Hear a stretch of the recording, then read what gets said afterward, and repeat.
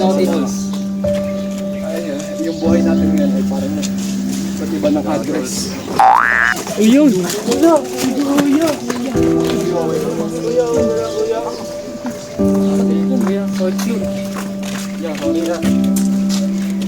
I am a responsible boy.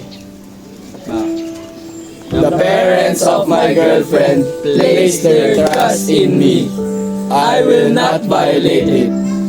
I will respect my girlfriend as I expect other men to respect my sister. I will respect womanhood because my mother is a woman. I will not ask my girlfriend to do something that I would be ashamed of if my mother found out. My girlfriend has given me the honor and leisure to her company. It is wrong for me to expect more payment for this date. My girlfriend will be a wife and a mother someday. She must be an example to her children and pride of her husband. I will help her to be as pure and decent as I want my own wife to be.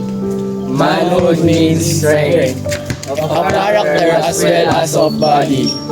Lack of self-control is a sign of weakness. I want my girlfriend to know I am manly. God is everywhere, sees everything, knows everything. Darkness may hide me from people, but it cannot hide me from God.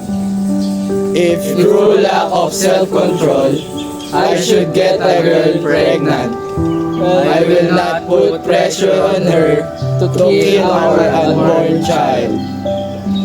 Thank you.